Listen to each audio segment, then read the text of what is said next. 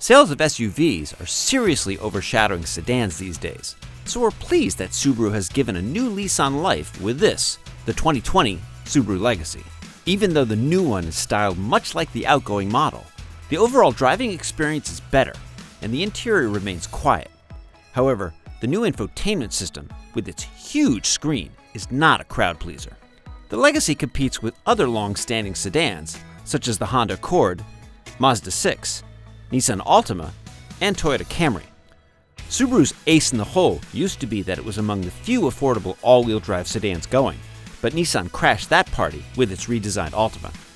To get an idea of just how much the Legacy has evolved, we rented a pair from Subaru, a sport model powered by the company's 2.5-liter four-cylinder and a Limited XT, which gets the same 2.4-liter turbocharged engine shared with a larger Subaru Ascent.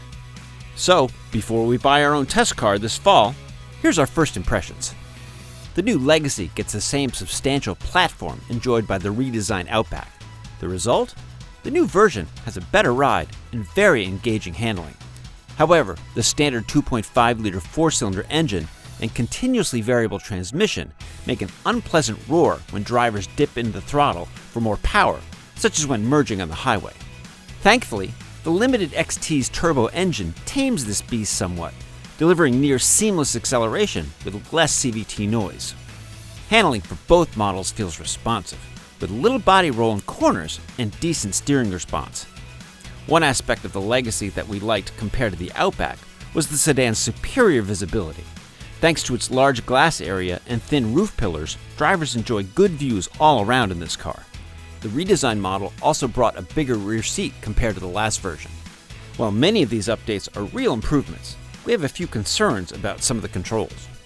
The two versions of the Legacy that we rented had the 11.6-inch infotainment screen, which is standard on all but the base model. The expression, "bigger is better," certainly doesn't ring true here, as our testers were lukewarm to the new system. The big screen houses the controls for entertainment, climate functions, and vehicle settings.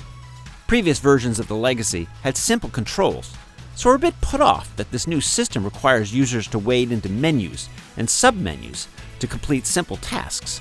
For example, we felt like we had to jump through hoops to turn off the lane keeping assist function.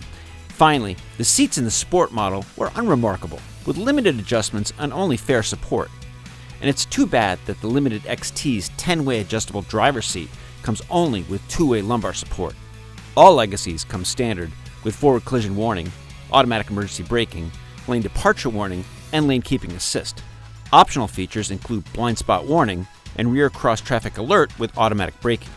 Pricing for the new Legacy starts at $22,745 and goes all the way up to $35,895. Over the years, the Legacy has been a consistently strong performer in CR's tests, with solid reliability and good road test scores. Even though the public's taste for buying sedans has waned over the last several years, the Legacy looks to be a competitive choice for buyers seeking decent fuel economy wrapped up in an all-wheel drive package.